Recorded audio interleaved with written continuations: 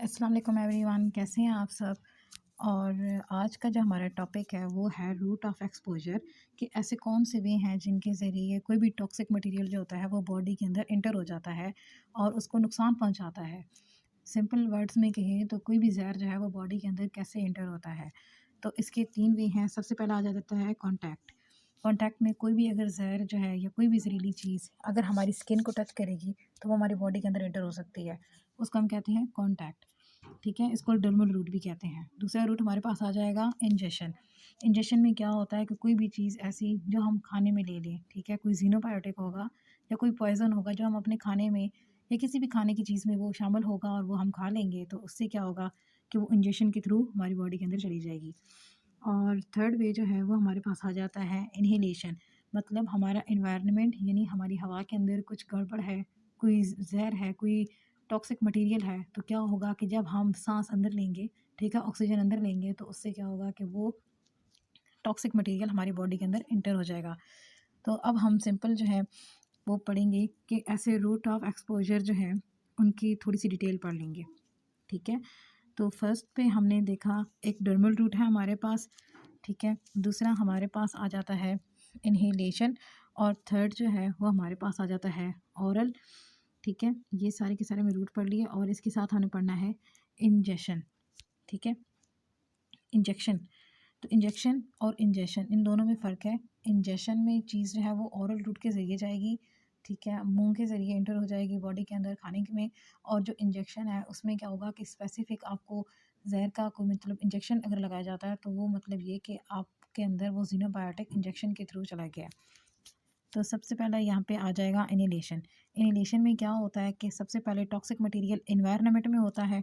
ठीक है, एनवायरनमेंट से वो सीधा चला जाता है आपकी नोज़ के अंदर, ठीक है, नॉस्ट्रल्स के अंदर जाता है और वहाँ से वो ट्रैवल करेगा। ठीक है, और यहाँ पे ये फेरिंक्स के अंदर और उसके बाद ट्रेकिया में जाएगा। ट्रेकिया के बाद फिर वो चला जाता है लंग्स के अंदर। ठीक है, लंग्स के अंदर आगे फर्दर डिविजन्स होती हैं।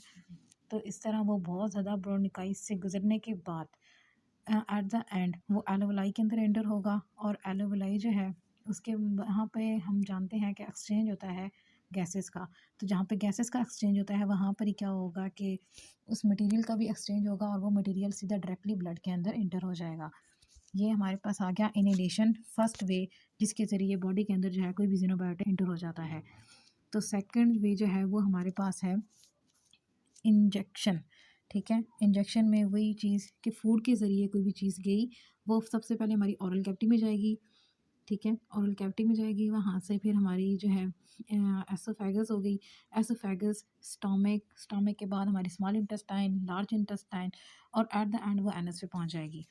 ठीक है, तो अगर वो हमारी स्मॉल इंटेस्टाइन के अंदर जाती है तो स्मॉल इंटेस्टाइन का स्ट्रक्चर जो है वो एब्जॉर्बेट होता है। ठीक है, उसमें चीज़ें जो होती हैं वो एब्जॉर्ब जल्दी हो जाती हैं। तो इसका मतलब क्या है कि वहाँ पे एलोवेलाई का स्ट्रक्चर मौजूद होता है जहाँ पे जिसका मेन फंक्शन ही जो है वो ऑब्जॉर्प्शन होता है। अगर ज़ीनोबायोटिक वहाँ पहुँच जाता है तो वो डायरेक्टली एब्जॉर्ब होकर सीधा के सीधा ब्लड के अंदर पहुँच जाएगा। तो मेन जो व्हीकल है, ठीक है, वो ब्लड है। अगर चीज़ ब्लड के अंदर पहुँच गई तो समझ लें कि वो जो है, जो हैज़र्ड्स उसके हैं वो प्रोड्यूस होने शुरू हो जाएंगे, उसके इफेक्ट्स जो है ना वो प्रोड्यूस होने शुरू हो जाएंगे। तो मेन मकसद ये है कि कैसे किन किन वे से जो है वो ज़ीनोबायोटिक वो इंटर हो जाता है इनटू द ब्लड।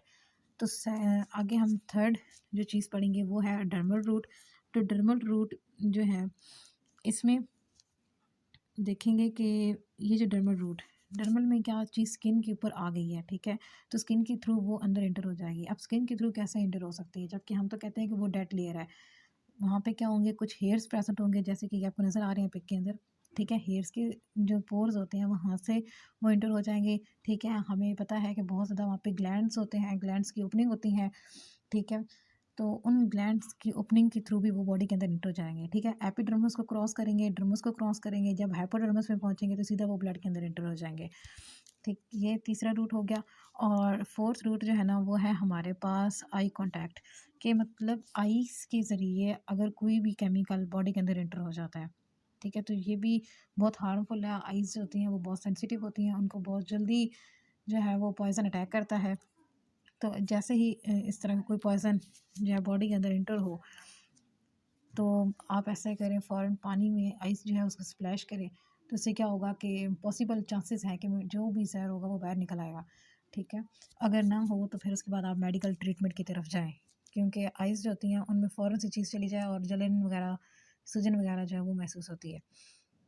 तो उसके बाद हम देखेंगे लास्ट वे जो है हमारे पास वो है इंजेक्शन, कि इंजेक्शन जो है मतलब कोई भी ज़हर का इंजेक्शन अगर दे दिया जाए किसी को, ठीक है, मतलब इंजेक्शन के ज़रिए डायरेक्ट जो चीज़ है वो ब्लड के अंदर इंटर कर दी जाती है। तो ये क्या है, ये रूट ऑफ इंजेक्शन है। तो इस वजह से क्या होगा कि जो ब्लड के अंदर ज़हर जा रहा है वो बहुत जल्दी जाएगा। सबसे पहले अगर देखा जाए तो हमारे पास जो इंजेक्शन है, इंजेक्शन के ज़रिए बहुत जल्दी यानी डायरेक्टली ब्लड के अंदर ही चीज़ जो है वो इंजेक्ट कर दी जाती है। मेन चीज़ है कि आपने ज़ीनोबायोटिक जो है वो किस तरह ब्लड के अंदर पहुँचाना है। और सेकंड जो वे आता है उसमें हमारे पास इन्हेलेशन आ जाता है, क्योंकि इन्हेलेशन में जो है वो मेन चीज़ जिस तरह लंग्स से फ़ौरन वो जो है वो आपके ब्लड के अंदर पहुँच जाएगी। लेकिन अगर डर्मल जो रूट है उसकी बात की जाए तो वहाँ पे कुछ बैरियर हैं, जैसे कि एपिडर्मिस है, डर्मिस है। तो वो बैरियर क्रॉस करते-करते ब्लड तक पहुँचते-पहुँचते जो उसकी अमाउंट होगी ज़ीनोबायोटिक की वो कम हो जाएगी। इसी तरह ओरल रूट में भी, कि ओरल रूट में पहले उसने काफ़ी ज़्यादा जो है वो वे मतलब वहीं से गुज़रना है, ठीक है? तो इस तरह क्या होगा कि वहाँ पे भी उसको काफ़ी ज़्यादा उसकी अमाउंट जो है वो कम हो जाएगी। Thank you for watching. And अगर आपको कोई सी चीज़ समझ ना आए या कोई क्वेश्चन हो तो वो आप नेक्स्ट कमेंट करके बता दें। नेक्स्ट वीडियो में इंशाल्लाह उस चीज़ को मैं पूरी कोशिश करूँगी कि बयान करूँ विद डिटेल।